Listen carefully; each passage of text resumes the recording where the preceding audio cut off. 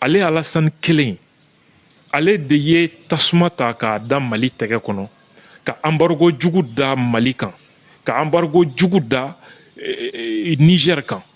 ka sanction ni juguya ɲɛsin Burkina ma ko an ye kumakan min ta an ni CEDEAO cɛ k'an m'o labato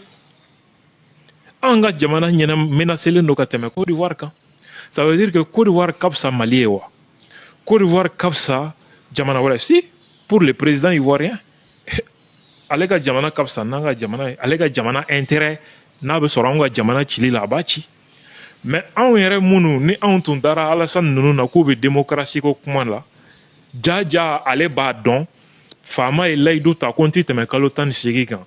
Jaja jamana ka ɲɛnɛmaya ni jamana kisili kɔrɔ nafa t'a kuma na. I bɛ jamana de fusaya i dalakan ye. Donc ni an y'o faamu a bɛ baara caman nɔgɔya an bolo.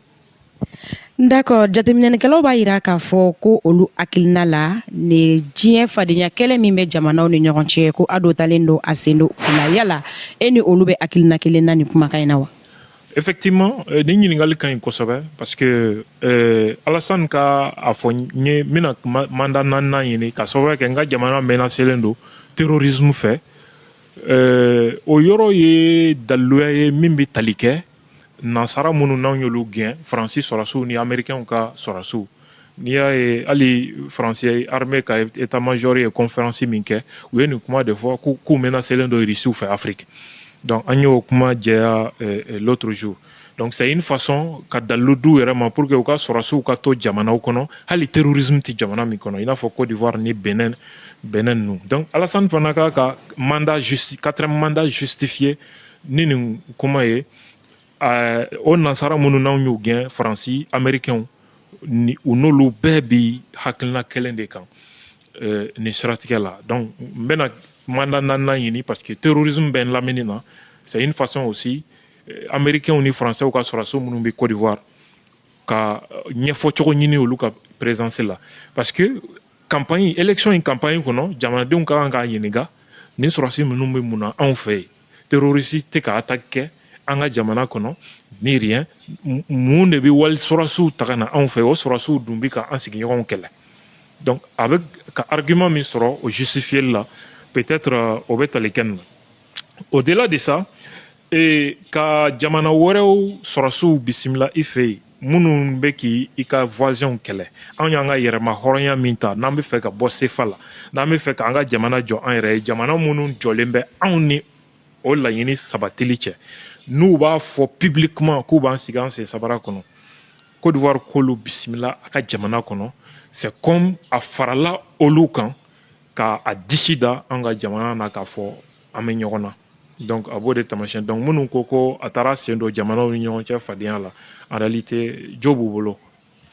D'accord, fɛn min ye baro ye ale bɛ fɛ ka se a kuncɛyɔrɔ ma ɲininkali laban min bɛ an bolo o de ye Ado bɛ ka sinsin ni fɛɛrɛ minnu kan yala politiki fɛɛrɛw de don wa tari fɛn jagoyalen de don ka bɔ Ado yɛrɛ yɔrɔ la? I bɛ fɛn min kɔlɔsi fɔlɔ o de ye k'a fɔ a bɔra démocratie kɔnɔ ka don dictature kɔnɔ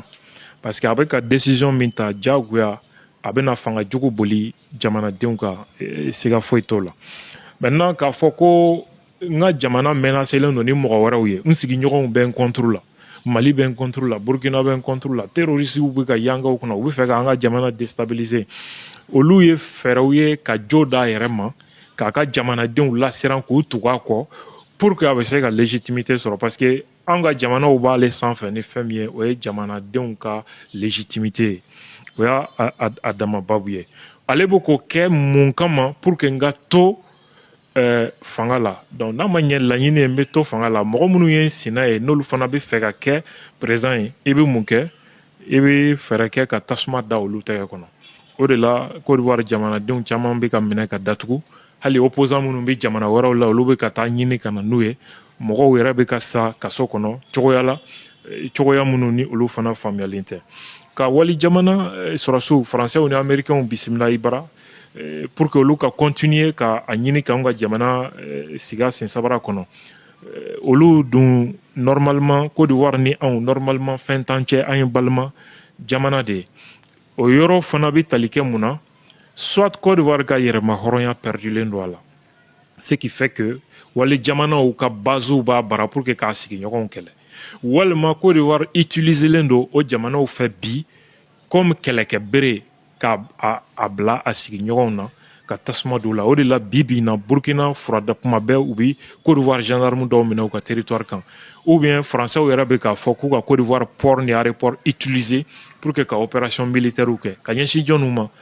peut-être anw ka jamana